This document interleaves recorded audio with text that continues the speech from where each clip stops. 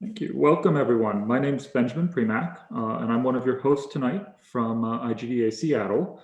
I've got a bit of information about tonight's panel for you and some information about a $500 donation, which will be made in honor of tonight's panelists to an organization that you, the audience, will pick. So first off, thank you so much for attending tonight's panel on business development leadership in the video game industry.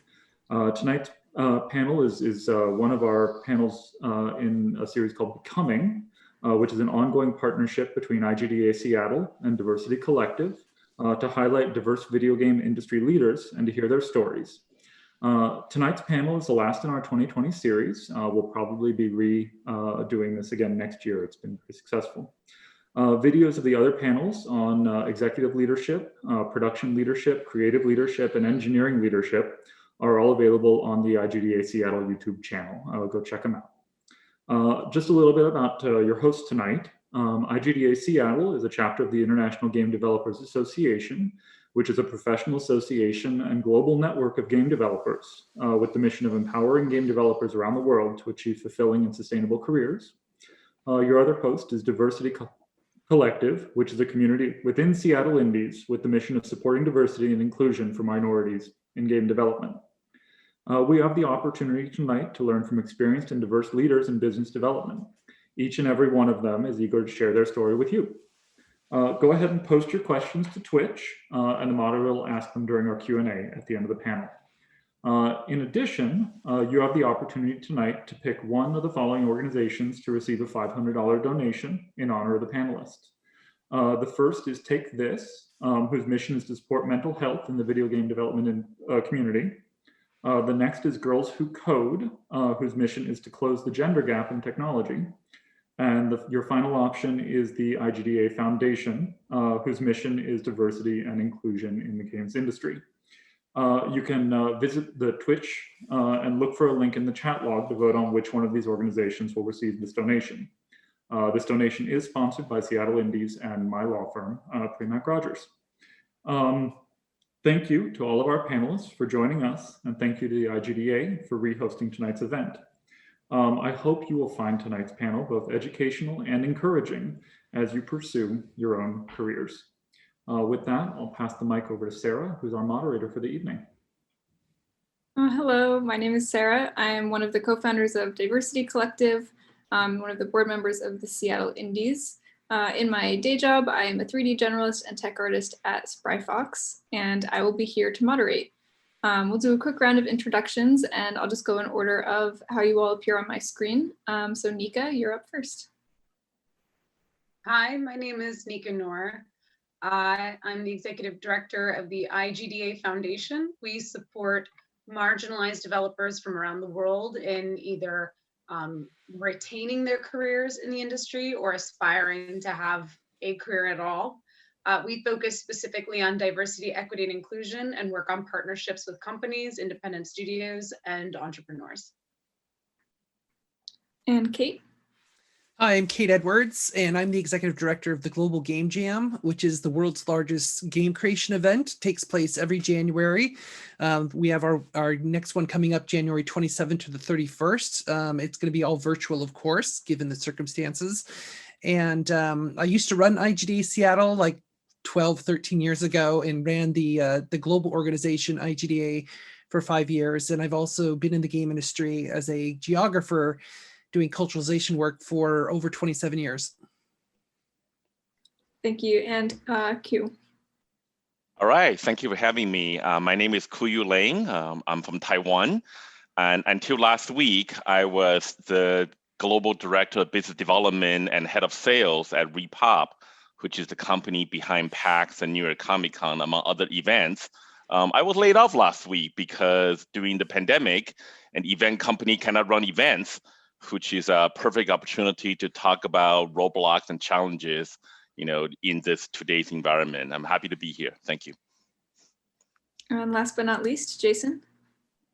Hi, I'm Jason Robar. I am a co-founder and chief of people, projects, and partnerships officer at AuthorDigital, a local Seattle startup run by my wife, Serena Robar. So we have a female CEO for our company. And I've been in the games industry since playing my first game, I think, and really officially joining Microsoft back in 1994 to bring the world over to something called DirectX, which we like to say, put the X in Xbox. So I was a game evangelist, which is a big component of doing business development, and have been working on the people side of the technology spectrum ever since. On a similar note, I'd like to get an idea from y'all what your first job was in the industry and how you found that opportunity.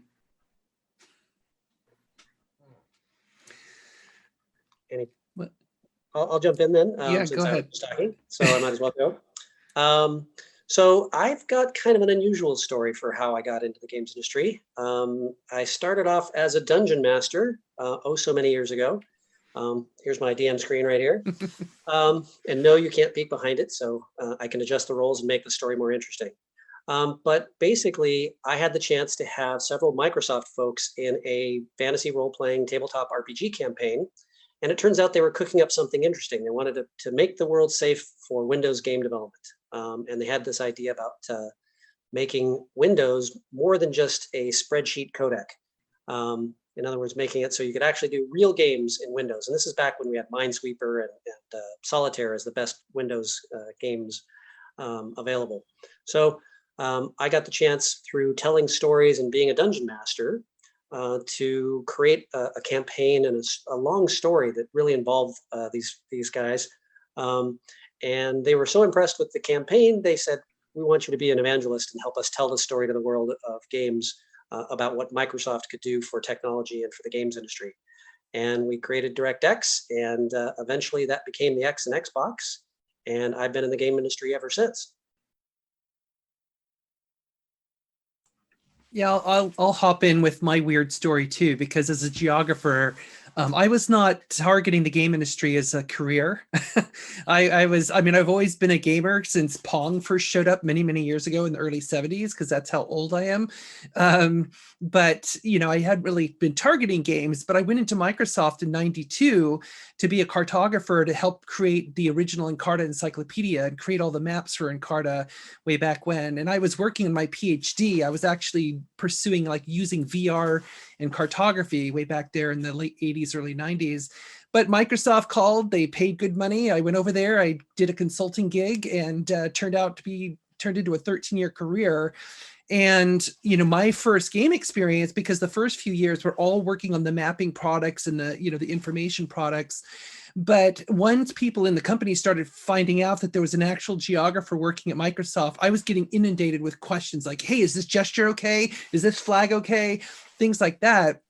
And then the very first game project I ever worked on, well, I take that back. Flight Sim was the first, but the first beyond Flight Sim was a group came to me and they were asking, to basically, because of my geopolitical knowledge, predict where a war is going to happen in the next 5 to 10 years, a realistic war, because they wanted to make a very realistic strategy game.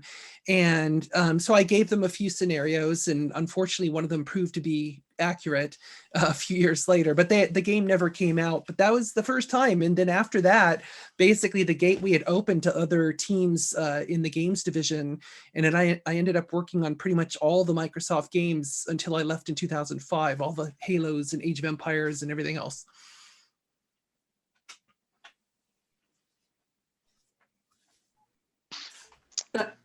Nika, would you cute. like to go next?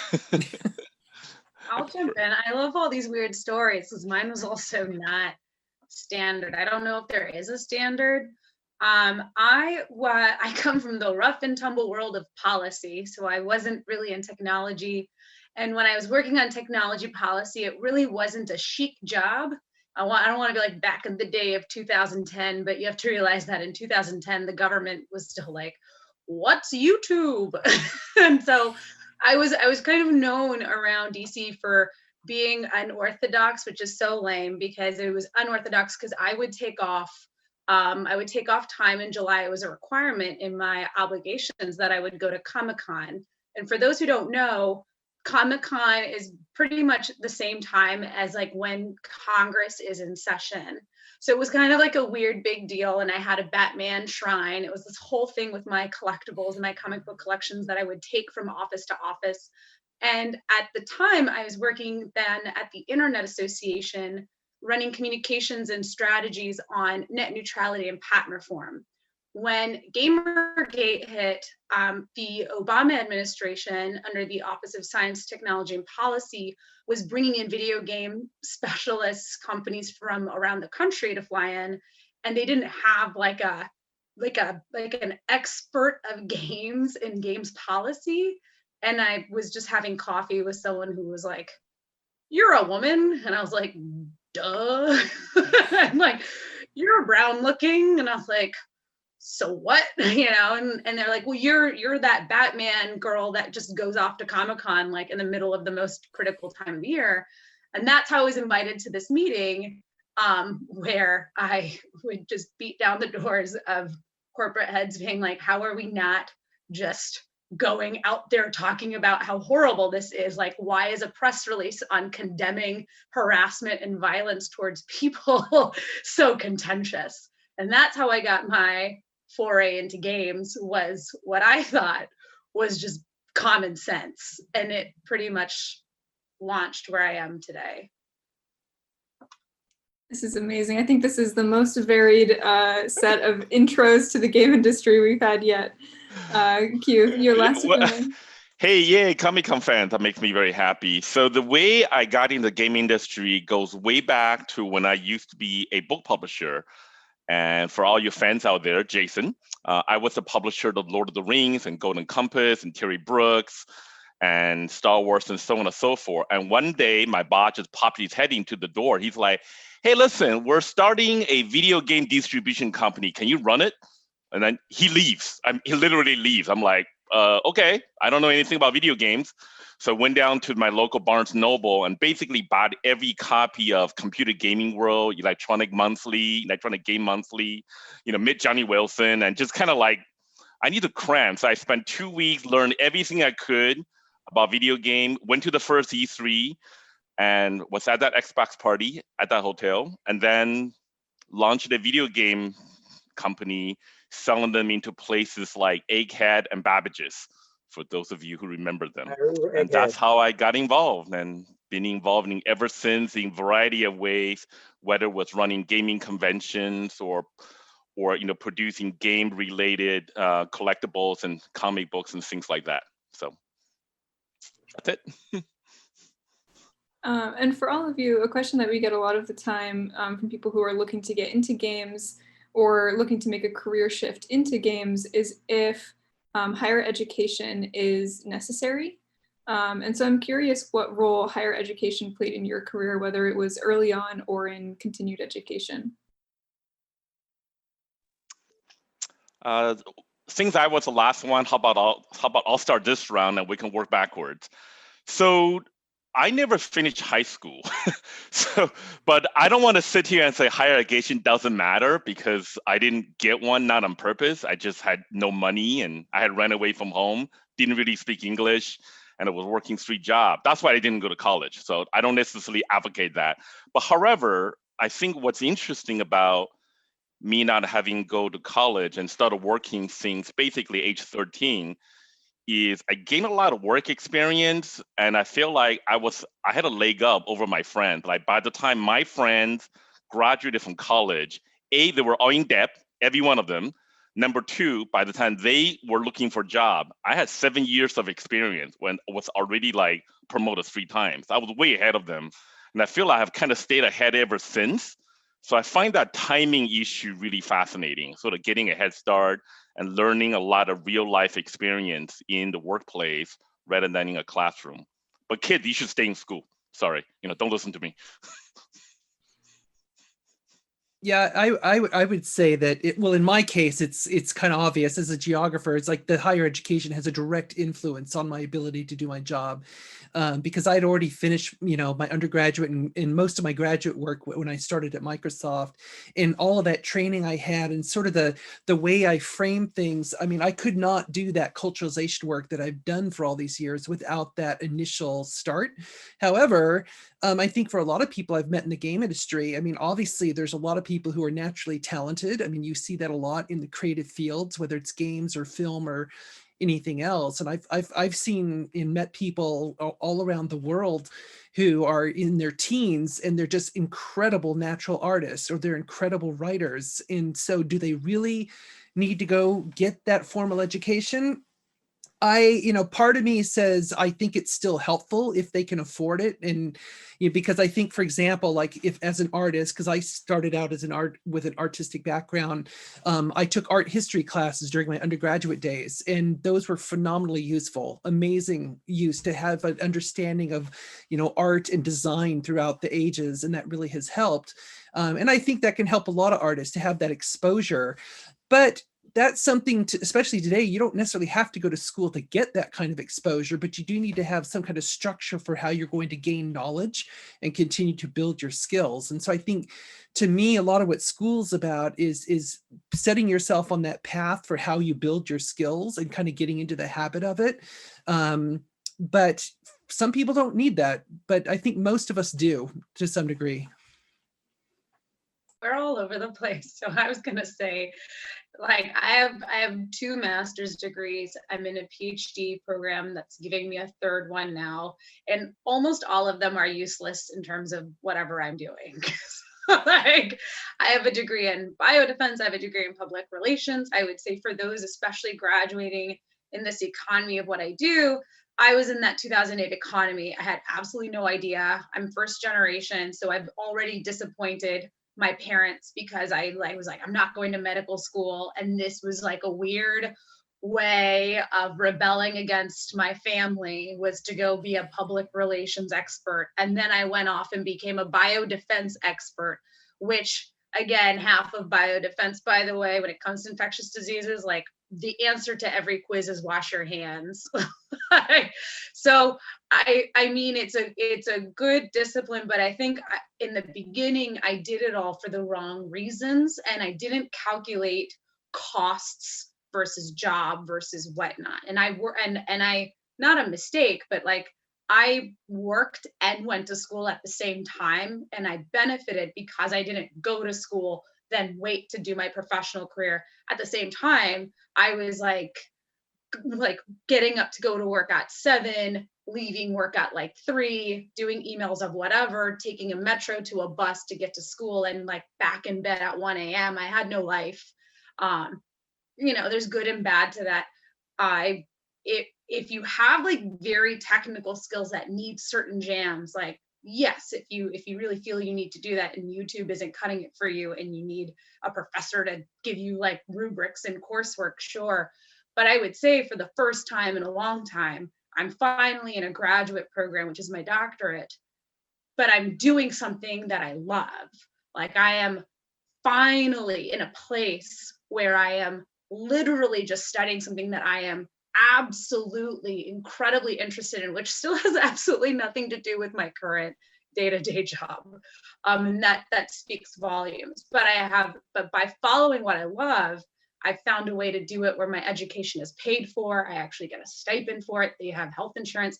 So I would just really balance, and it's such a big thing. Like, I don't think you need to. I think don't chase extra degrees for that like line on your resume. Chase it because you love the subject matter so voraciously and you need the accountability and you're just hungry to go learn and study, and it's not because you think it's going to further anything other than like your appetite for knowledge. Yeah, I think everybody's already kind of said it a lot. It's about the passion. But I grew up in a household where my dad was a high school science teacher. So you can imagine the emphasis on, knowing the taxonomies of every plant and tree, none of which I can remember today. But he did give me this kind of passion for just lifelong learning. He was always that way. And I really credit my dad for kind of instilling that passion to just always find something that I was interested in and study it to the nth degree. I got my first computer, and there was no computer courses in high school. So it was all back in the day, typing in programs out of a magazine that's printed on a dot matrix like printer, and learning how to program just from seeing everybody else's programs. And when I got to the chance to eventually go to the University of Washington after a stint in the military, they wanted me to like study Fortran and COBOL and you know, just all this stuff that I just had zero interest in learning. I wanted to learn C and, you know, other more modern approaches. And so I dropped out, started my first company, and didn't look back. But I'd always learned the database side of things. And so what really helped was diving into databases, teaching myself that, and becoming a database engineer, which led to me thinking of games are just funny GUIs on top of very important databases. So always just had that passion. And so higher education is absolutely key for some career fields. There's some things where you just really have to dive in and get that background and that foundational knowledge. And there's probably no other way to get it. But in other cases, it's just expressing your passion and knowing that there are a lot of sources. There's individuals that you can go find and meet now, and you can just reach almost any source of knowledge globally. So I think it's both. Finding where the knowledge is, sometimes that's at a university, and sometimes it's not, and finding the passion for you to be able to pursue it. Yeah, that's a really good way to put it. When you were looking to further your own career growth, what were the biggest contributors? Was it mentoring, networking? How did you leverage the quality of those early experiences? Shall we go in reverse order again? Go ahead. Sure. So I think mentoring has got to be, you know, one of the key things. I didn't, you know, inherently know what being a technology evangelist at a, you know, global international company like Microsoft was. That was something that was, you know, OJT, on the job training. And we had just some fantastic, amazing individuals that would give you some of their time, and they would tell you, this is what works, and this is what didn't work. And so finding a mentor is just super important. And I've always taken that to heart in a way to try to give that back as we've built our own companies and studios to make sure that we had a really good focus on mentorship programs to try to recreate that type of experience that works so well for my own career. The other amazing advantage I had in being in the developer relations group for Microsoft is networking was job one. So you never knew who the next great game developer might be, or whatever target technology and industry you were going after. So you wanted to meet everybody you could and just listen to their stories. And so I think it was this weird combination of what makes a great dungeon master and what makes just a great listener. So it's not it's not one or the other of mentorship or the networking, but it's the way that they combined together, and just tips and tricks that you get from a mentor who will say, you know, write down a quick note when you get a business card. You know, if you're at some sort of a place where somebody gives you a business card, make sure you write down a note. Who was this person? Why did they give you their card? Don't trust your memory. You know, just tiny little tricks like that that a mentor is going to be able to just steer you the right way. So find the mentorship programs within reach. Find a mentor that's willing to give you you know, free advice, and learn from whoever you can. Yeah, I would definitely plus one that. Well, I also plus one the fact that my dad was also a high school science teacher. So yeah, that whole idea of instilling you with a sense of curiosity was fundamental to my entire career. But as far as the early steps, I think in addition to mentoring, which I think is to me pretty much the number one point, it's also being willing to ask questions. You know, you can ask them of your mentors or just ask people around you. Because like in my case, I was basically creating a job that hadn't existed before, because you had people doing localization work, obviously doing the language translation for software and for games, but they didn't have anybody doing this kind of other job, the culturalization work, which is looking for other aspects and a lot of the non-linguistic things like character design and gestures and symbology and all this other stuff that can get a game into trouble or can actually, you know, make the experience better for a game in a certain market. So what I had to do is I had to ask a lot of questions. I had fantastic mentors at Microsoft when I started out, which they were mentors in hindsight.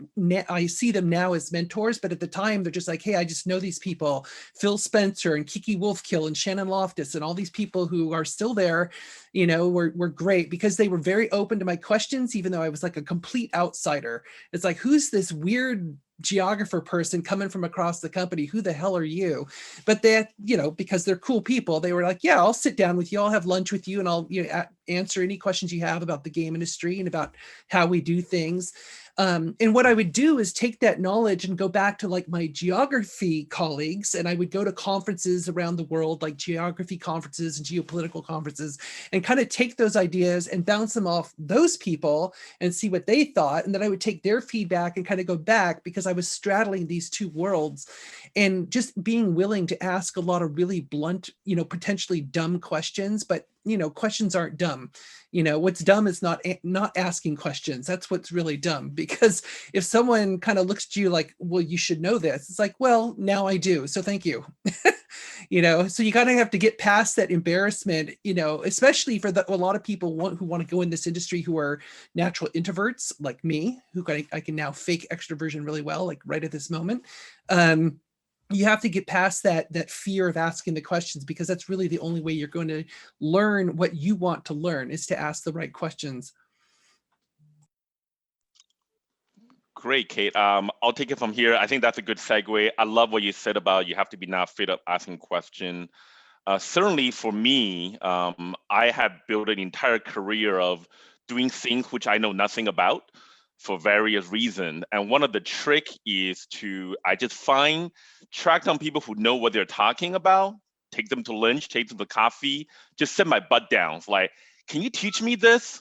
To give you one example, even though I'm from Taiwan, but I was living in the US with an American company, but I think because I'm not from the US, I was always very interested in the world outside the US. I was like, I want to learn international business, how to do this all over the world. So I tracked down the company I was working for, head of international, a woman 30 level higher than me, took her to lunch, I'm like, teach me. And she was very willing. She was very happy. The one last thing I'll add, in addition to mentoring, is I think it's also important to find who has been your champion as well. Again, speaking from my own experience, for whatever reason along the way, I've always had a fairy godmother or a fairy godfather. Someone saw potential in me. Going, this kid that never finished high school, that don't speak English, somehow he can do this. So I always want to find out who that was, and I learn from that person. And then as I move on with career, that I wanted to be the champion for someone else. Find this young person coming up and see the potential. Even though your job is X, you can do Y, even though that's not part of your experience. Because I just see the potential in you, because you're curious, you're passionate, you don't take no for an answer, and you're willing to do whatever it takes, and you raise your hand, which is also very, very important. So That's awesome. The IGDA found, oh, Jason, you're on mute. Did you say something? Sorry, I just wanted to add one thing to that I forgot, which is don't take no for an answer is a great thing, because no is a starting point in a conversation. And I think too often at a younger age, you might think when someone says no, that's the end of the conversation. And it's really a part of a conversation. And so find ways where you can move no to a better answer is a big part of that too. That's awesome. Specific is like to this industry, IGDA Foundation, we give out or work with or have, scholarships from people all over the world, especially the thing that I see a lot with our more early entrants, apply to jobs, just shamelessly apply. I think it has been, I think, strange for me being in male dominated fields prior to this position where like everybody applies to everything and nobody cares. And I was very fortunately born into a very matriarchal family, right? Like the men in my family do not have a say in anything. So I have no shame. But at IGDA Foundation, I learned like I have never seen like this. It literally is like still blows my mind. I'm getting so animated thinking about this. I have never seen some of the most like incredible raw talent at these like ages and stages be so encumbered about applying to things that they are overqualified for. Like it just makes no sense. So apply to whatever, apply at whatever age. It's amazing. Like people are like, oh, this person is my hero. I wish I could talk to them. I'm like, well, just DM them on Twitter. And they're like, I can do that. I was like, they're on Twitter. If it's open, just do, so like, I hate to be a Nike commercial, but the just do it is a thing, because the worst thing that happens is that they just don't respond. If the absolute worst thing happens where they say, oh, that person reached out to me, you don't want to hang out with them anyway. You don't want to work for a company that's going to shame you for applying, punching above your weight, punching below your weight. My very, very first job, I worked for free for 9 months, so many internships. I was like trying to fake being a part-time photographer, freelance website contracting. But my first job, after 9 months, I think I had 100+ resumes, and I went door to door asking for like part-time, unpaid, paid internships. It took me 9 months, over 100 offices. I still remember like so much from that experience, but it took me that long, and to just get my job that was $500 a week, which is like a whole different gambit we won't get into.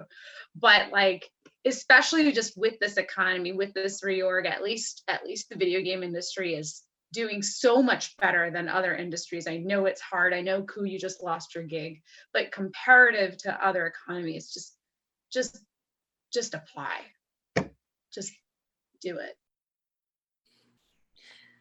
I think that's really good advice, especially for minorities or women in games. I think have a harder time with that. So I want to ask, when you were first when you're first moving into a leadership role, whether this was within the same company or starting your own company, what roadblocks did you face, and how did you overcome those challenges?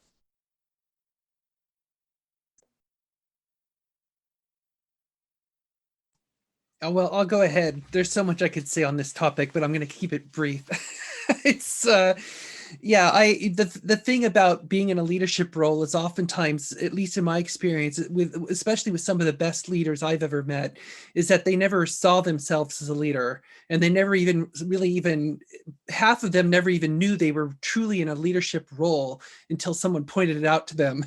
It said, yeah, by the way, look behind you. There's 5,000 people following you. It's like, what? Why are they bothering? It's interesting because, to me, kind of back to an earlier point, and I don't want this to sound trite, but I think a lot of the leadership's qualities comes from that passion, because we are so focused on changing something or for moving the needle on an issue or whatever it might be. And I think when you have that kind of concentrated focus and you're actually making things happening, and people see that, and people notice that whatever you're doing is working, and that's when you start getting that notice. And so I think I know for me, that happened when I was still at Microsoft, because I had created a new kind of team within the company called geopolitical strategy. So my job was to basically oversee all the culturalization of all the Microsoft products, including all the games. I didn't see this necessarily as a leadership role, even though, yes, I was suddenly leading this team I created, but it quickly dawned on me that, yeah, it is a leadership role, because I'm going to different product groups around the company. I'm talking to VPs, I'm visiting subsidiaries around the world, and I'm basically, evangelizing this issue with them. When it really dawned on me, it was the first time I got called into Bill Gates's office, and I had to tell Bill and Steve Ballmer why one of the products was banned in a certain country. And so I had to explain to him. Now, I was prepared for this. It didn't just come out of the blue. I mean, I was warned, like, hey, they want to talk to you. And so I got prepped, because one of my good friends and a very good mentor was the head of international PR for Microsoft at the time. So he coached me on everything. He's like, this is what you say, this is what they want to know, et cetera, et cetera. And what dawned on me in that meeting, that because it happened a couple more times, unfortunately, but in the first meeting I was scared shitless, and I'm like, what am I going to do? This is Bill Gates, okay? He was the CEO at the time. And it was a great meeting, went really well. It was very focused. They asked me questions, it was really cordial and everything. And I realized, after the meeting, well, one of the things that happened in the meeting too is I asked Bill Gates, I asked him bluntly, who's the moral compass of Microsoft? Because I need to know, in order to do my job, I'm making calls about like how Microsoft treats religion and political issues and things like that. I need to know who's making that decision. And he kind of laughed and he pointed at me, he said, "That's your job." I'm like, I don't think I'm paid enough to be the moral compass of Microsoft, but that's a different issue. But the point is that what I took out of that meeting, that was the first time I really realized that, holy crap, I'm in a leadership role. Even Bill Gates is looking to me to give him advice on these kinds of issues. And that was never what I intended to do when I started out doing this work. I did it because, to me, doing this work is respecting the local customer and who they are as a person and the culture they come from. That's why I do it. And so from there, I think that was the foundation that gave me the confidence doing that work that later led to me to be willing to take on the role of being a leader and leading the IGDA for 5 years, especially during Gamergate, which was not a fun time to run the org, and doing other leadership roles since. But it was really kind of that early realization that there's that combination of all of that effort I was putting into something for a very specific reason, basically brought out a kind of leadership role. Once I was cognizant of it, then I kind of felt that responsibility that I need to conduct myself in a way, because now people are watching and they're watching my behavior and they're basically trying to see what example I'm trying to set. And that's a whole nother level of pressure I'm sure others can talk about.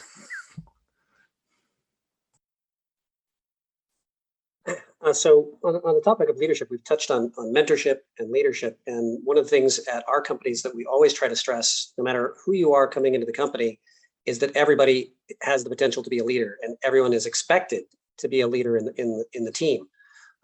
It can be the simplest thing. It's an expression of, we sort of break it up as mentorship is that kind of one-to-one relationship of respect where you're able to give someone some knowledge and some advice and maybe learn from them as well. But leadership is this one-to-many opportunity where it's not so much granted as recognized, as I think Kate was alluding to there. So we stress it in the interview process, we stress in the hiring process. Yes, there's the amazing individual contribution work that you can do. And on the opposite side of that spectrum is, say, managerial, which is that you're tracking things or you're delegating things or what have you. But in between is something that everybody can do, whether you're an individual contributor or a manager, which is mentorship and leadership. And so we expect 100% of the people in the company to act as leaders. And that means stepping up when you see something going wrong. That means helping two people when communication has gone off the rails in a meeting. Don't wait for whoever called the meeting or for the lead or whoever it might be to fix things. You see that two people are miscommunicating. You can provide leadership just simply by listening to both sides and translating, because most of the times that communication issue is just that they've lost their ability to listen to the other side. And maybe they violently agree and they're arguing about something completely different and they just can't hear each other anymore. And you as that neutral party can step in, provide leadership in that meeting and solve a 15-minute argument that really is a 30-second communication problem. So I think building on what Kate said, which is really good, is everyone can be a leader at any point in your career. So don't wait. Step in and see where you have that opportunity, and that's what we really look for.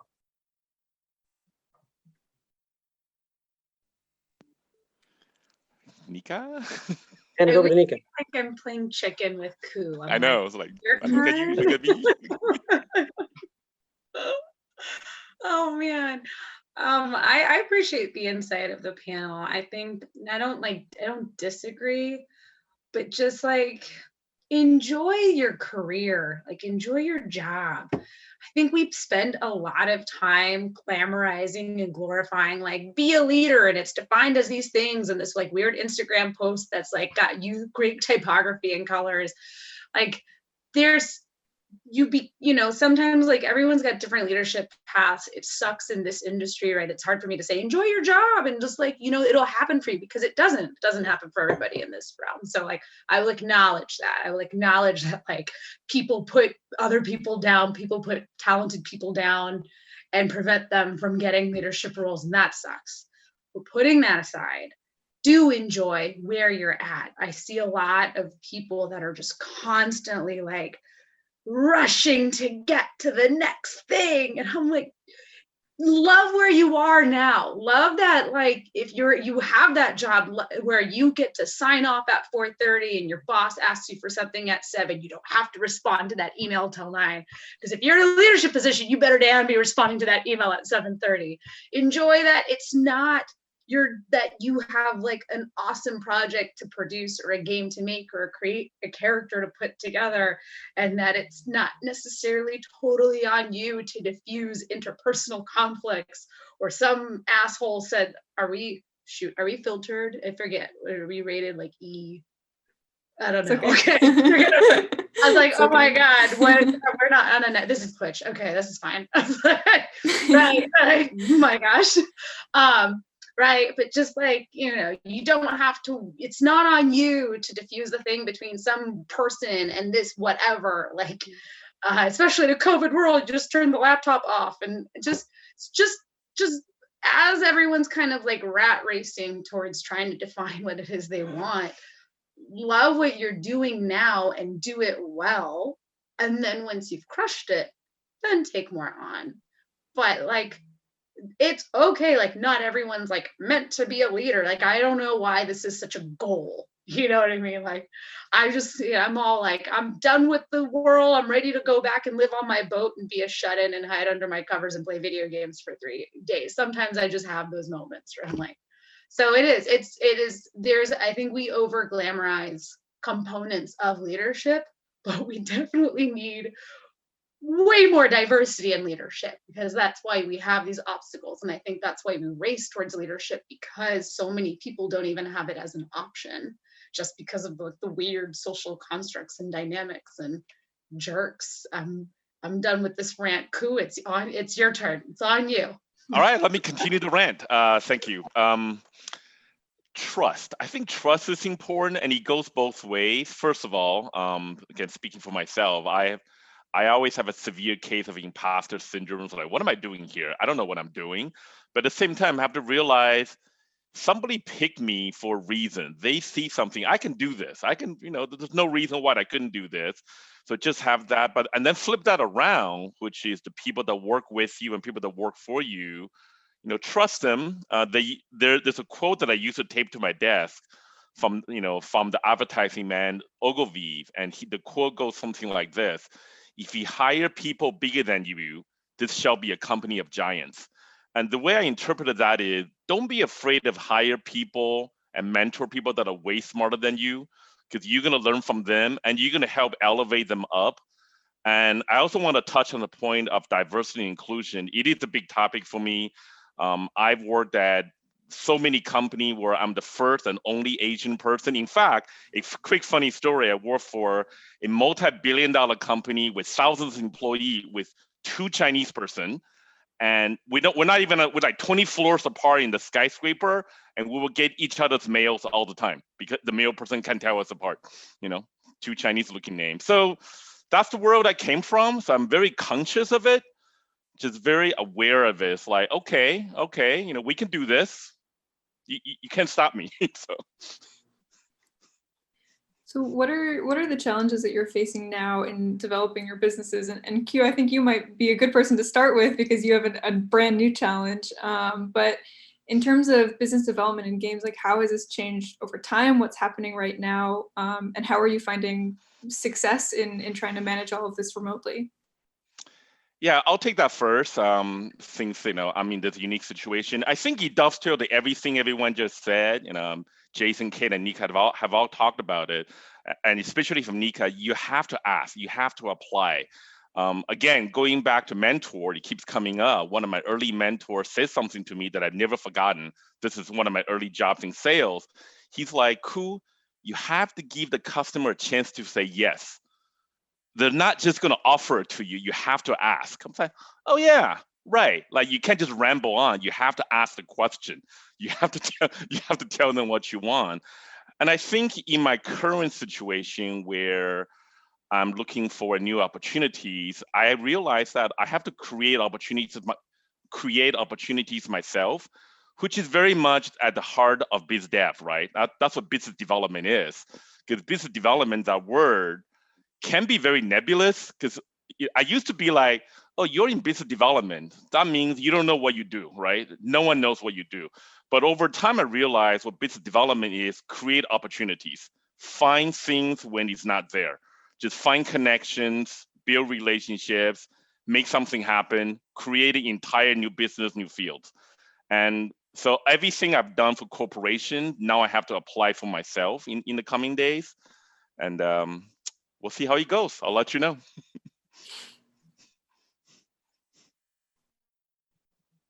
And for anybody else as well, how has like working now in the pandemic and working remotely, how has the way that you're approaching business development changed? Jason? So building on what Ku said, you have to give people the opportunity to tell you what they think. And the interpersonal relationships of just meeting people in person versus, COVID era where we're all trapped in these little boxes, like a Brady Bunch intro. It's just a lot harder to build that trust and communication path, right? We have so many nonverbal things. You're not always getting a video feed. Sometimes it's just an audio feed. It's just so different from meeting somebody in person at a GDC or at a conference or going and visiting them at their office. So it is a big challenge because I think other than not sales, but as developer relations is a part of that I learned for business development, right? It's that relations word right in the group's title that says you have to understand what that other person is feeling like. What are their challenges? What's going on besides just the interaction that you're having right now? You have to be thinking about what's going to happen when they have their next meeting internally, or what's happening after the meeting we're having in this interchange that you're trying to build their trust and build a relationship with today. And it's a lot harder to get out of, hey, I've got a 45-minute window of your time. We can't go over because you've got another meeting scheduled. You can click and disappear.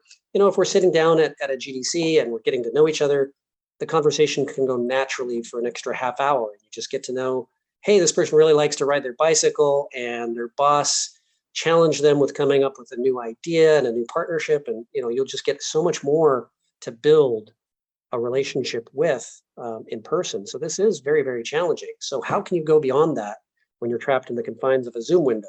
How can you make sure that you reach out and establish a rapport? Because it's really about rapport.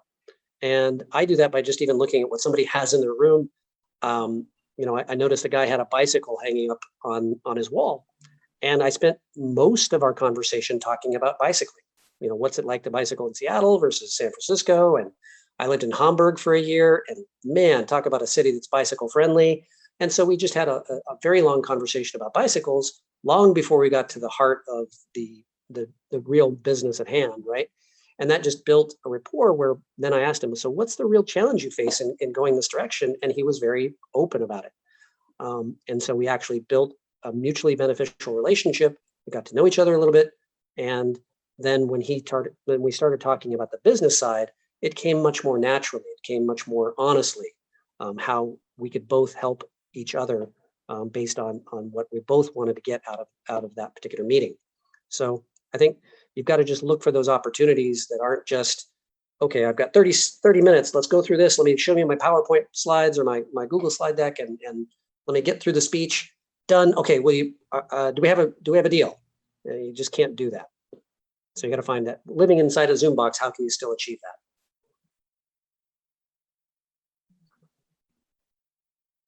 Well, I guess I'll go ahead and comment on this. I mean, there's kind of two fronts to this question for me. There's my consulting work, and then there's the nonprofit work running the Global Game Jam.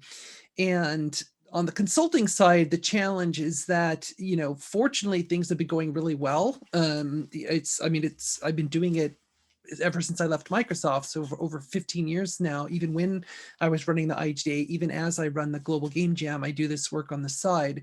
And the biggest challenge I have with that work is scaling, because it's mostly me. And so this year, especially, I've had to do more outsourcing to people I trust in skills I trust their skill set to help me with some of these projects. And I've probably done that more in the last year or so than any other time. And so that's a good problem to have, but it's also a real challenge because I'm so used to kind of flying solo, doing my work, and they have to, onboard people and manage them and all that kind of stuff, which, I've done that in the past. I do it now, running the Global Game Jam and whatnot, but it's different. And it really kind of starts diluting the focus. So I'm trying to figure out how to adjust that, because it's, with that kind of work, you got to get it right. You can't make a mistake around like some potential religious offense in a game or something. You have to get it right. So you really have to focus. So that's been a challenge on that front.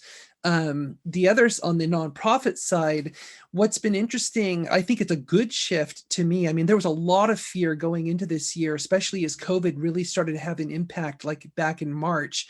There was a lot of concern on my board of directors that, sponsors were not going to give money. Everyone was going to shut down. They're going to pull back, and there's some of that going on to some degree, but so that was kind of a potential negative impact. But in the long run, like where we are today, that really hasn't been a huge factor this year.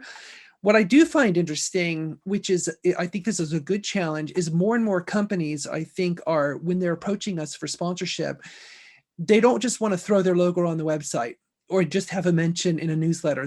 They want more than that. They want engagement. They're like, how can we help you and your community? How can we be a part of what you're trying to do and what you're trying to accomplish? And frankly, I love that. I love when a company expresses that it's not just about, here's some money, here's our logo file, have fun.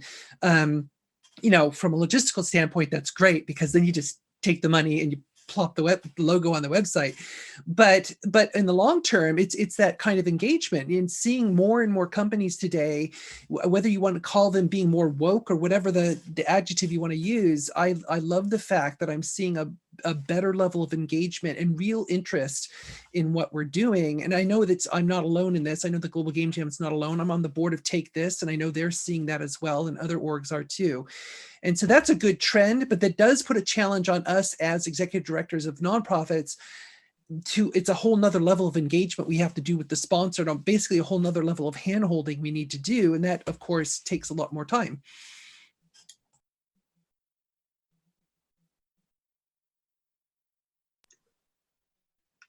Can I add one more thing? I kind of wanted to make sure to build on something that Ku said before. I forgot to say it. Is he said a really great thing about making sure the opportunity to say yes. Don't forget that in business development, online or offline, make sure they have the opportunity to say no, because otherwise a yes is not really a yes. It's okay, stop. Let me just tell you yes. And so make sure to create an opportunity for your potential relationship to say no just as much as they can say yes. Thanks. Nika, did you have something you wanted to add? No, just that I support what everyone said. I also forgot the question, so I just support what everyone says. It's all good. We can move on to the next one. We're kind of running short on time, so we'll keep going anyways. So I'm curious now what role you play in helping to enforce healthy working habits for your team or in the industry as a whole. I know, Kate, you just mentioned Take This, which is doing that a lot, but not just in COVID era. COVID era needs it more specifically, but in general as well.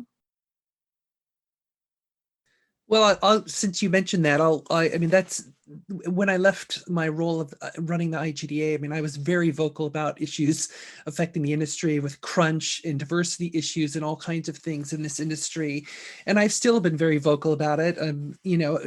Basically, I don't want to be too lone wolf about it, because I know there's so many of us who share the same goals, but sometimes I just tend to be that way. So like when I had a real issue. I really wanted to make a statement about ageism in our industry. So I created the 50 over 50 list a couple of years ago to emphasize that we've got amazing people in this industry who are in their 50s or older, and they're still contributing every single day, and yeah, there's Jason. So, because I think it's really important, because, I love the fact that we highlight younger people in the industry with all kinds of lists, but I think, there's a lot of us who are in this industry and are still contributing. And so, I think it's taking upon these issues and being willing to speak out about it, be willing to push the needle, not being afraid of that, because the reality is, as I saw, especially like when I was running the IGDA, most people agreed on crunch sucks, but it's a matter of how courageous you are to actually say it, and because you could potentially lose your job over saying that publicly, or like with the unionization efforts that have cropped up over the last couple of years, that I mean, even 5 years ago, that was a pretty taboo subject, but now it's very out there and open, and I'm glad that more and more people are talking about it, because I think it's a valid topic to address. So, but the one issue that really hit me, especially in all my interactions with developers around the world, both running the IGDA and since that time, is mental health, because a lot of these factors like crunch and lack of inclusion, diversity, all of these things, basically the common denominator I was seeing was this incredibly negative mental health impact. And so that's why when I was asked, I joined the board of Take This, and I'm also a patron of Safe in Our World, which is a UK-based nonprofit also focused on mental health in games, because I think it's a really important issue. And so, basically building on some of the, I guess, the public-facing capital I built up over the last several years, I want to use that to help people understand about that particular issue and to keep pushing on that front. And I think for me, part of what leaving the IGDA was about for me was focusing where I really want to, because there's so many issues that are up there in the air. So for me, I think mental health was the one I decided that's the one I really want to focus on and try in terms of trying to make change happen. Thank you, Kate. I'll jump in very quick. One thing I always do with a new team is to model on the behavior. So when I take on a new team, day one, I set an example. I say, here's the deal. I will not answer emails at night. I will not answer emails on weekend. I will take vacation, as many as I possibly can. And that really sets the standards so everybody understands that, okay, so they're not expected to work all night, work on weekend, and never take time off. So it's just a very, very simple thing to do. Go ahead, Jason. So for us, we made it very, very foundational that, especially as we got really started in hiring with COVID hitting and everything else. And we actually established a KPI, or, a personal objective for everyone. Every single person in the company has their first objective is to take care of their own physical and mental health, and to develop some measure of how they're doing that, to take enough time off. And we encourage people not to use work colleagues or themselves, but use somebody else outside of the work system as a monitor, as some checkpoint of data to say, am I taking enough time off? Am I taking care of my physical and mental health? Check in with someone that's not dependent upon you being there for work, so that you get a real data point from a different perspective than the colleagues you work with who are sometimes unintentionally putting a little bit of extra pressure, like, hey, can you get this done, or whatever it might be. So we said every single person in the company needs to have that as their number one performance measurement system that we check in on every month. So that's really key, I think, is just building a culture that emphasizes that from day one. And if you can do that, even if you can just do it on your own team or just for yourself, find some way outside of work, because we're a lot of type A personalities who are just driven by work. Find some measurement that you can get from outside of that work system, especially as we've blended work and home together. That's just really key. So I want to ask Nika, I know that diversity is something that's really at the heart of the work that you're doing with the IGDA. And we all know it's a huge asset to any team. We've brought it up a couple of times already on the panel. But in the work that you're doing, I'm curious what the value is and what the impact for diversity has within the IGDA, and how you are communicating diversity and inclusion to the industry as a whole. Great question. I'll be honest, Sarah, at the IGDA Foundation, I'm not really one that sugarcoats things.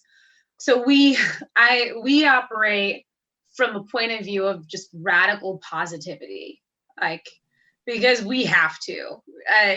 There's this industry can be really unnerving. Like, even if you take DEI out of it, and it is just filled with I kid you not, some of the smartest people I have ever seen in like the span of I've spent over a decade balancing, between entertainment and technology and politics and corporate, public, private sector, you name it. It is really, really unfortunate that even since my first foray of joining the industry officially, not just like being a total dork who was really, really rigorously bullied for loving video game products, by the way. So I love how it all kind of shapes out. But it is still kind of jarring to see how very little progress has been made. And the truth is, it takes generations for change and progress to happen. So I don't sugarcoat it. We start from a place of like, don't come in here thinking you're going to change the world, that you can go into a company, point out all the problems. That is that you become North Star number one for they're being difficult. They're creating whatevers. And that's the truth. The industry also doesn't pay as well as other sectors of technology. Makes no sense.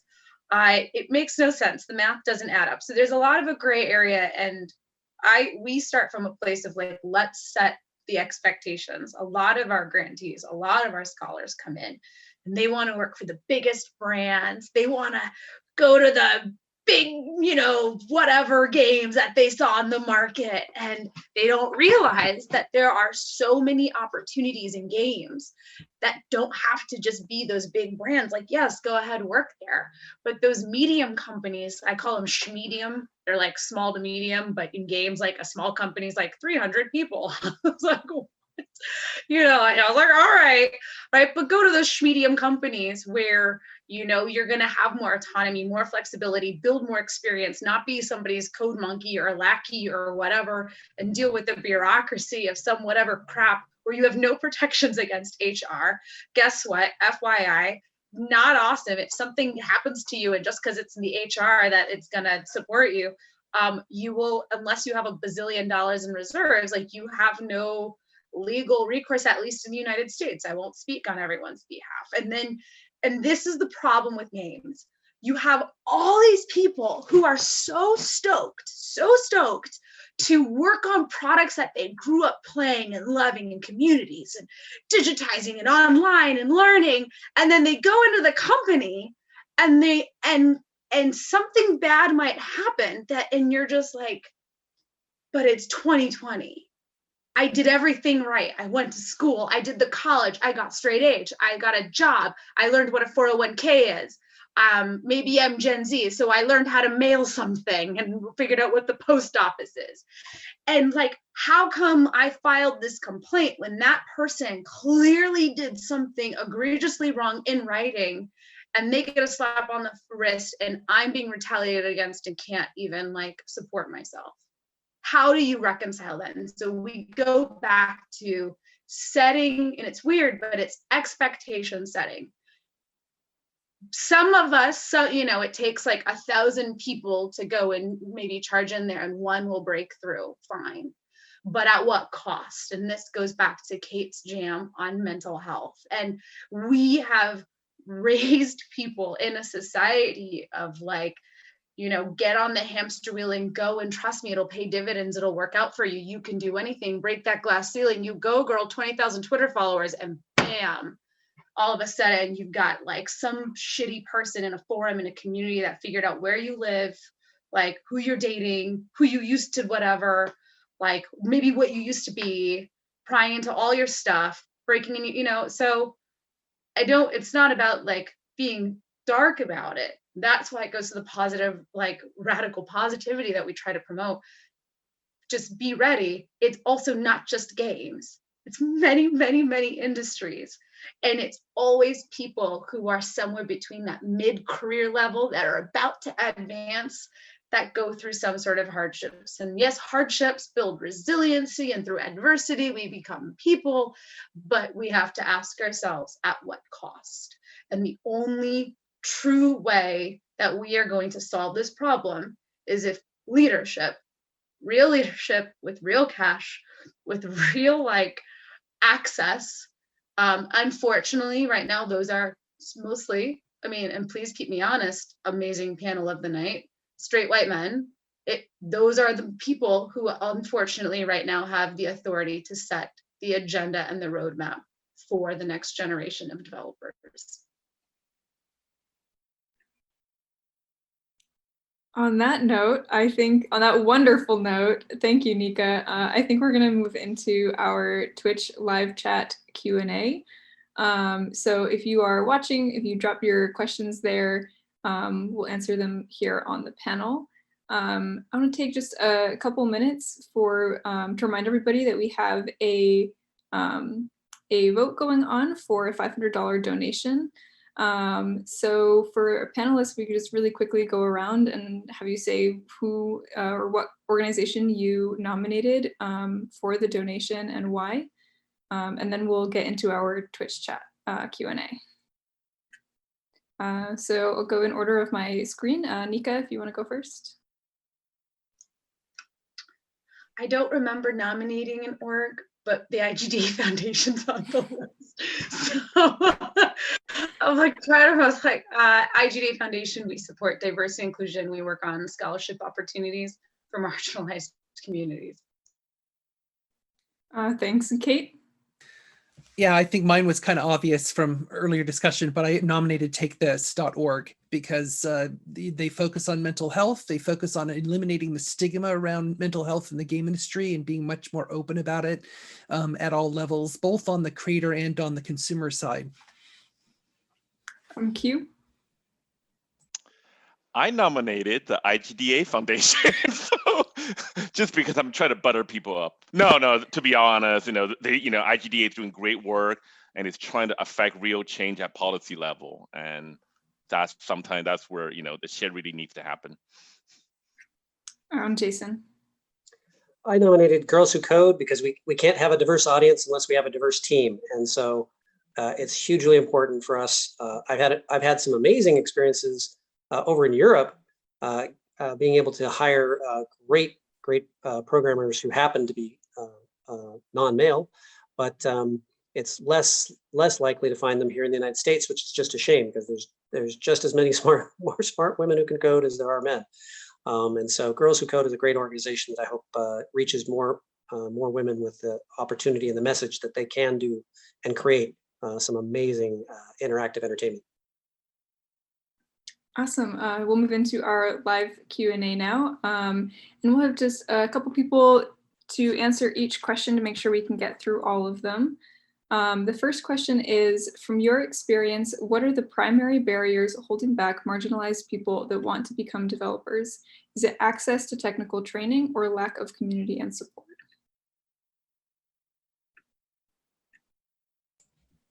I personally think it's two factors. One is there is a lack of access, in having traveled to a lot of emerging markets around the world, for example, it's just the lack of resources, the lack of investment by companies that could easily help.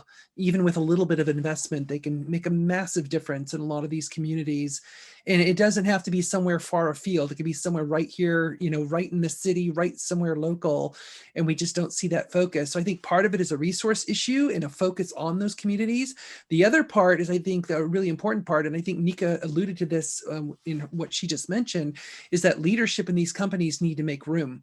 They need to make a point and actually have a conscious, effort to include people from these communities and underrepresented groups. And you have to make it a basically part of the DNA of the company, or else it's just not going to happen.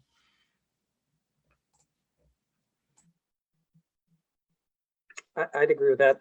I can just travel around here, even just in the Seattle, Puget Sound area, and you see wildly different opportunities for kids, after school programs, or just a coding academy kind of thing. You go 5 miles in one direction and they just don't exist. And then those kids just don't have that opportunity. And so, reaching out to your local school, we took the opportunity to create a Minecraft program at our local elementary school just so we could have more of all of the kids included in that, in learning to code and that kind of thing. So I think everybody has a chance to maybe reach out to your local school and see if you can help volunteer for an hour, once a week or once a month, that kind of thing. So everybody's got a chance to maybe help create an opportunity for somebody that didn't have it otherwise.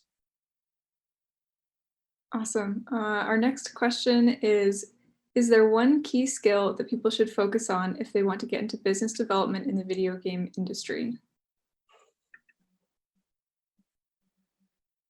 I'll jump into that. Be very, very curious. I think that's a key skill to have in business development. You have to be curious about everything, ask a lot of questions, and just don't be afraid. Just go out and do it. But if you're not curious, you don't have a chance. Yeah, curious about other people, right? Just ask them. Everybody loves to talk about themselves, so get them talking and listen. Yeah, That's sorry. really And I would add that, it's not just about curious about technical stuff, curious about the world around you, curious about philosophy, about psychology.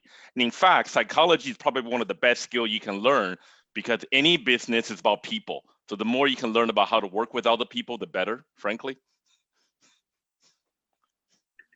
All right, the next question, we probably should have covered this right at the top, but it's a good thing it's getting asked now.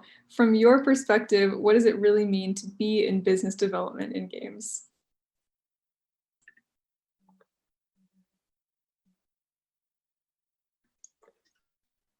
Having a really big beer budget.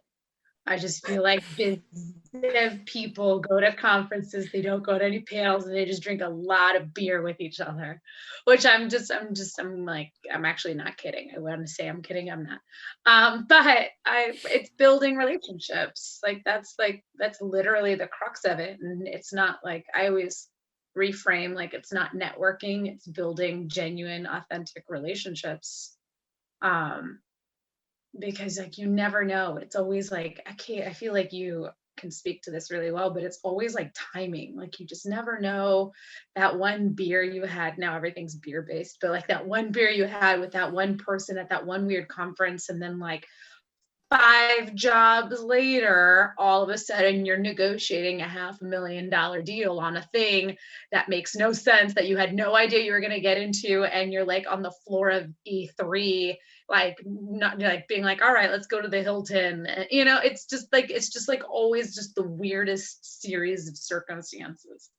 Like a great example is I'm on a panel with Kate, but I met her probably a long time ago, but like through a series of things. And this year we've done more panels together than than the total amount of time we've spoken to one another. Well, I was going to say, as you were talking, that when we first met in person, I think we had met on panels before that, but when we first met in person, we spent most of our hour talking about our cosplay.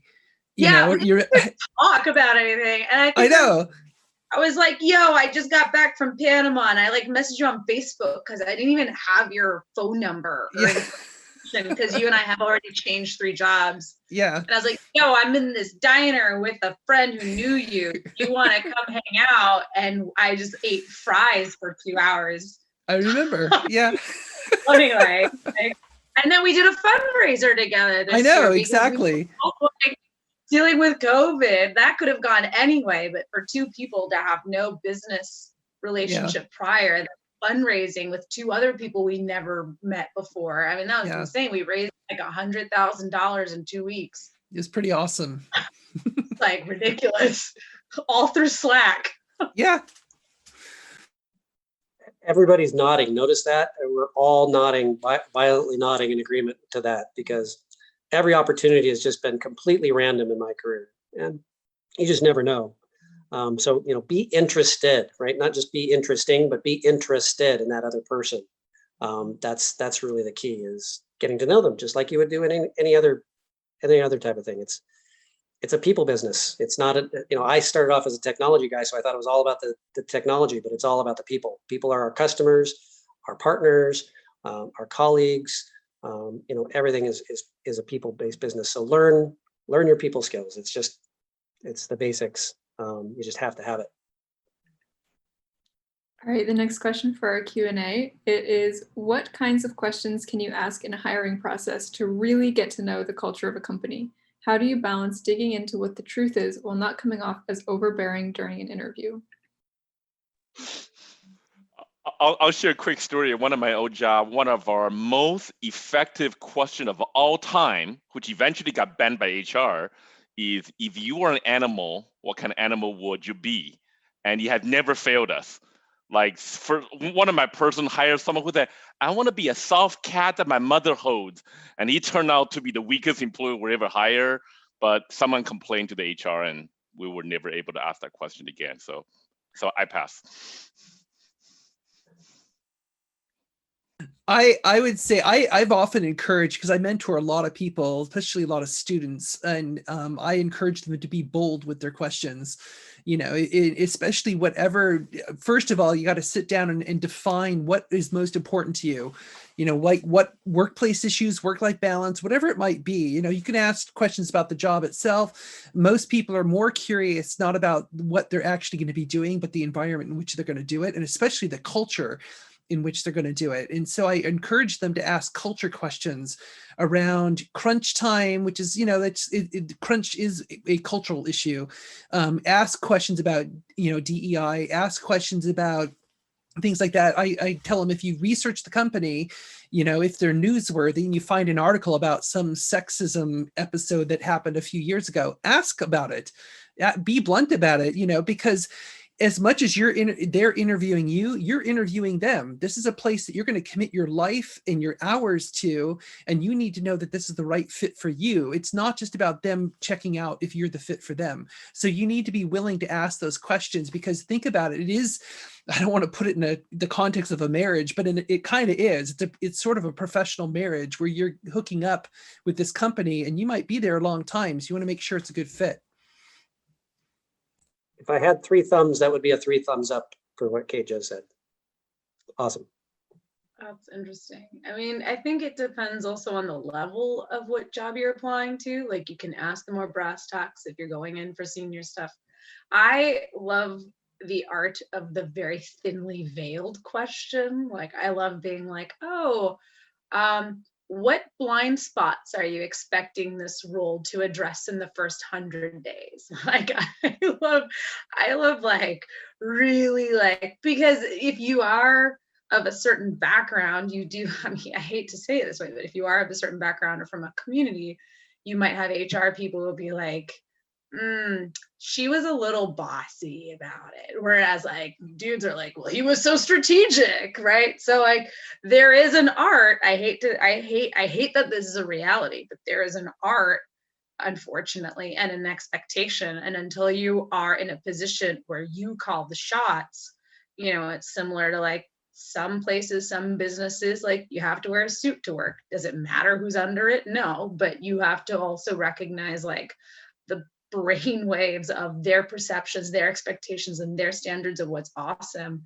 and how much of yourself you're willing to bow and bend. I mean, diplomacy was not something I was naturally gifted with, right? It's like, but there is an art to it, and there is like, the ask of more honey than vinegar. So it's not always the right approach. I like parts of Kate's gym too. It's just not my personality.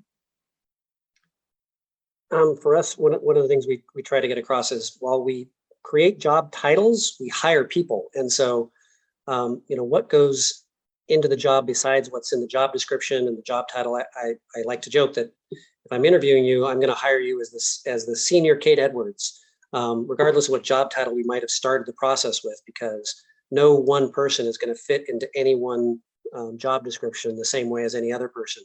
So, and that's a two-way street. Make sure you're interviewing me just as much, to reinforce what Kate and the rest of you have said. Is it's just amazingly important to make sure that you are not just trying to put your best foot forward, but you understand what the company is doing. So that research and everything else, it's just critical because you're going to be there hopefully for a very long time. And it's got to be a place that you want to be and can learn and grow with too. So do the research, make sure you take as much charge in the conversation with a job interview as you can, so that you can get the answers you need to make the right decision. Our next question, what advice do you have for indie developers who are approaching business development for the first time?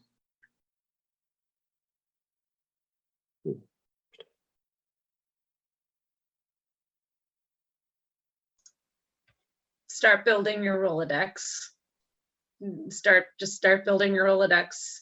Don't do like in a pandering way, like I'm building my Rolodex, but like start having, I mean, it's hard, right? So I'll reframe it in the sense of COVID.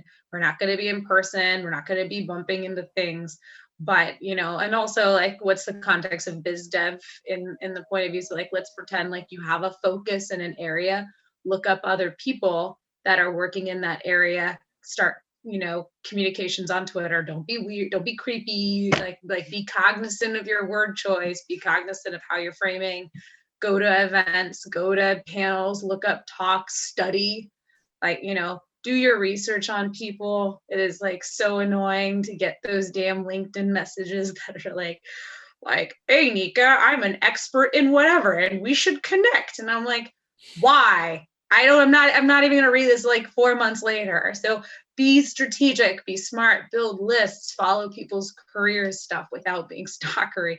I need to like what again, see, I'm not the wordsmith at the IGDA Foundation, as you can tell. And I'm like, do all these things. I was like, oh my gosh, that sounds so creepy on paper. But there's a tact to it, there's practice to it, there's a taste to it. Have a sounding board. Friends are very good sounding boards. It's a different universe when you're online. So like get out there, but tread lightly, and you're gonna make mistakes. It's inevitable. But you just it all of a sudden it becomes like breathing air. You'll get over it. Yeah, absolutely. To piggyback on what she said, is that another tactic is be smart and connect yourself to super connectors. You will know who they are. That's not that hard. You can find it on social media, find it at a live event. You can see the one person that knows everyone, is connecting everyone. Make friends with that person. It's going to help you a lot. It's like supercharging the process in building that Rolodex. So Take risks, right? I mean, be willing to fail. And it's that whole thing of like, sometimes you gotta go through 50 failures to get the one overnight success that took you a year. Plan for how long it's going to take as well. The business development process is not fast, because it's not just the person you're going to meet and talk to and talk about doing a deal with. It's all the people they've got to meet. So make sure that you can give them as much ammunition to be your champion after the meeting you have. If you meet Kate, and then, you're expecting Kate to go off to her client or meet somebody else, make sure she's got the right information to carry on that development on your behalf once you've convinced her that, you're the right partner for whatever it might be. So make sure that you understand it's not just convincing the person you're talking to, but making sure that they can convince whoever they need to get the decision made. And so there's this, what I call the heads of state versus the movers and shakers. So when you meet an organization, sometimes you meet the head of state, but they're not really the mover and shaker. And you've kind of got to figure that out of like who really drives the influence of the decisions versus who on paper might look like they drive the decision, because that VP may never make a decision unless consulting, this lead engineer who doesn't show up on the org chart. So understand how that organization works. And if you need something from that company, who's really the mover and shaker versus the head of state? We have one more question that we can get to, or two more, hopefully. What are some tactics for one to break through the not worked on a AAA game yet gate when trying to get into the industry? I would say I'm not sure that's such a gate anymore, to be honest. Because I know tons of people in this industry who've never worked on a AAA game, and they've been in the industry for like 10, 15 years. There's a lot of people who've been very successful in the indie space, and they like being in the indie space. They don't want to be part of a AAA operation, especially when you hear horror stories coming out of games like Cyberpunk 2077 and Red Dead 2 and things like that. All the crunch stories and stuff. People are like, screw that. I'm not working on a game like that. It all comes down to your personal style and your interest. And so, I personally feel that there's a shift that has happened maybe in the last 3 years or so, where that whole legitimacy of skill being validated by working on a AAA game really isn't it's really not a thing as much anymore, unless you want to work on a AAA game. If that's your goal, then obviously it tends to help, especially if it's in a more senior position, because they want people they can, whose skills they can trust in that role, because there's so much at stake with, a AAA game project. But I think for a lot of people today, you can be perfectly fine working for, I like what Nika said, the schmedium companies and having careers at those companies and doing perfectly well. I think the biggest advantage of working on AAA or working in a company of that scale is learning from them. It's not necessarily, oh, I got to work on this particular game title. I know that happens with a lot of us. But it's more about what do I see that they do at that level of game development that I can take back to the small or medium companies or the indie work that I do or I want to do. So what lessons can I bring back from that and implement?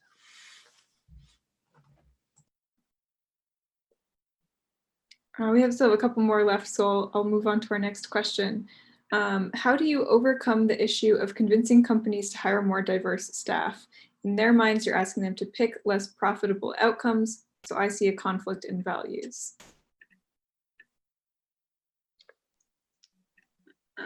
You go ahead, Jason. Oh, sorry. No, you go. I was like... So we've actually set it as a KPI for our hiring. We're certainly not at 50-50 as we'd like to be, but we've got a pretty good metric for our diversity of over 33% of our staff, which is pretty good. It's not, we'd all like it to be better, but we can be proud that we're working towards a goal, and that it is a top company goal for everybody in the hiring process. So I think you can ask the question. I think you can say, how much do you value diversity? How is that a part of your hiring process? And so for us, obviously it helps that we have a female CEO that helps drive that, but I think it's also important to all of us in other roles within the leadership of the company too. Ageism, as Kate mentioned, is another part of that. So we've got a very inverted bell curve. We've got a lot of folks over 50 and a lot of folks under 30. And so we've got a couple of folks that have been in the industry over 30 years. So obviously they didn't start when they were 2, so they're a little bit older than that. But so I think you've just got to ask the question. You've got to, don't be afraid that if you're just, joining a company that you can help go to the people who matter in those decisions processes of trying to say, this is important to me. Is it important to you? And if you don't get the right traction, if you can't get that change, sometimes it's important to go ahead and change your environment if you can't feel like you can get the answer you need. So try to drive that where you're at, and then try to drive it wherever you go. That's the only way we can affect changes, that each and every individual helps remind others that maybe, there's something important here to pay attention to. The key word that I heard in that question was, how do you convince people to hire, right? Just a few things on trying to convince people to do the right thing. We're in an age, especially with internet, where I question people's ability to reason at all. Things are very frenetic right now. People don't know right side up from upside down, how, what does it mean to hire diverse talent? And what I want to be careful of is two things.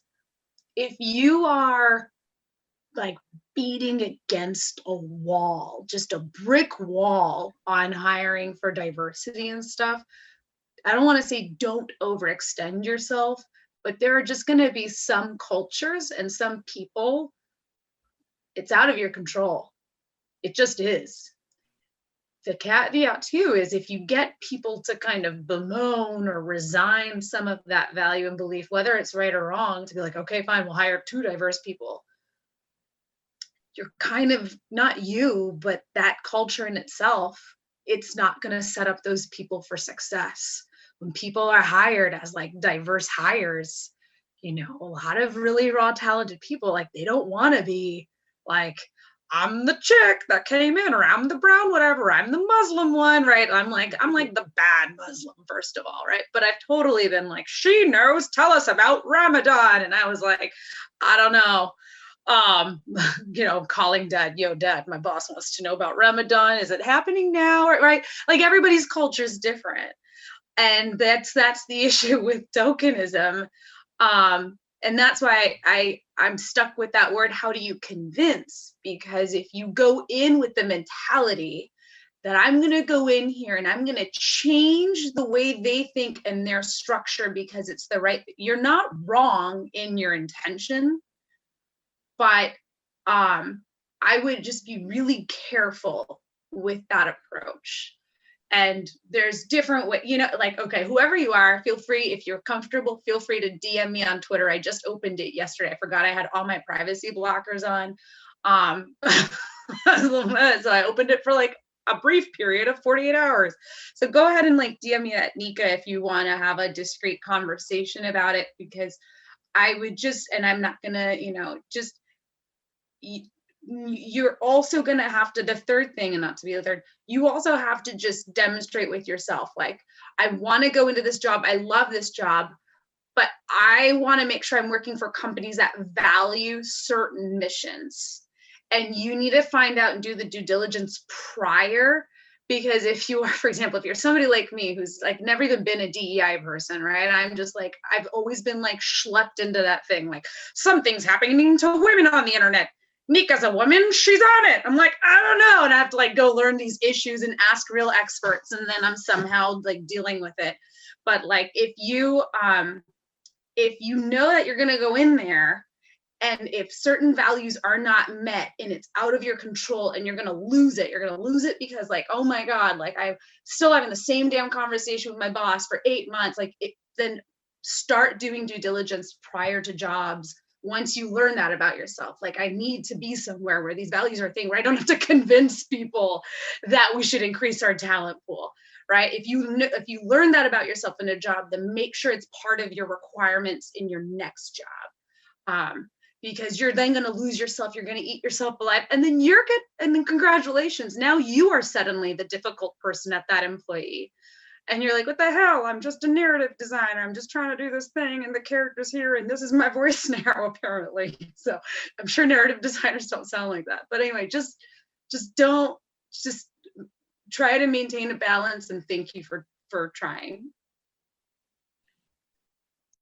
All right, we're at the end of our time here, unfortunately, but thank you all so much for being here and lending your time and your experiences to everybody watching and to all of us.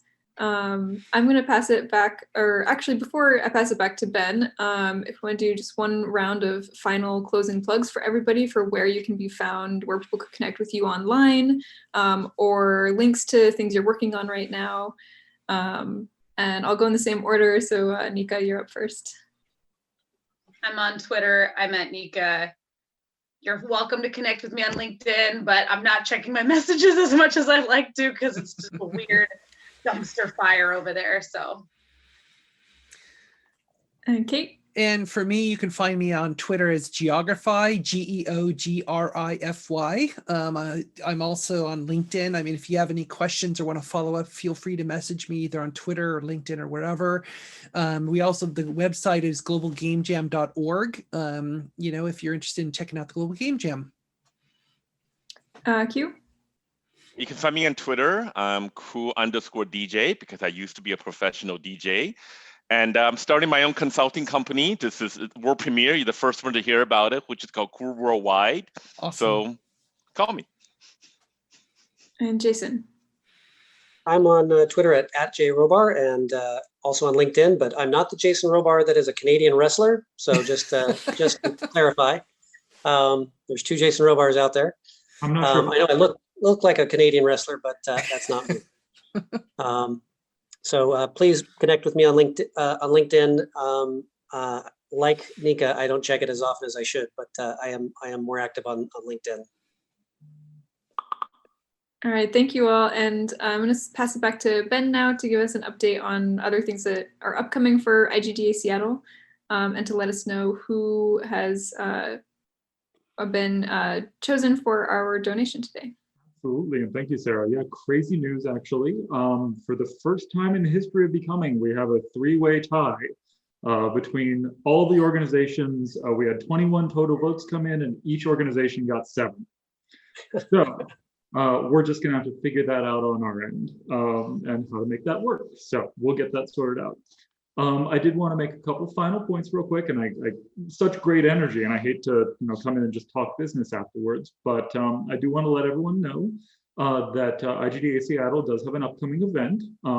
We've had a lot of talk about networking and making connections this evening, and IGDA Seattle is going to be hosting an event on January 13th, which is an international social event between game developers in the Seattle area and Mexico City. Obviously, it's not limited to people in the Seattle area and Mexico City. It'll all be online, so anyone is welcome to attend. Again, that'll be on January 13th at, I believe we decided 5:30 p.m. Seattle time. Check the IGDA Seattle website for more information. We will also have an event up on Eventbrite soon, so you can grab tickets. And more importantly, though, I really just want to say thank you again to tonight's panelists and to all the panelists. We've had 5 Becoming panels over the last 5 months, and all of you are amazing. Thank you so much. And extra big thank you to Sarah. You've put in a lot of work, and you've moderated all of these panels. The work that you've put in to prepare all the questions is really amazing. And then I'd love to list everyone else from IGDA Seattle and Diversity Collective who have organized this. But I don't want to keep you all. So just again, thank you to the teams. You guys have all been amazing. These panels have been great. And again, thank you. Thank you so much. It was fun. Thanks for having us. This was fun.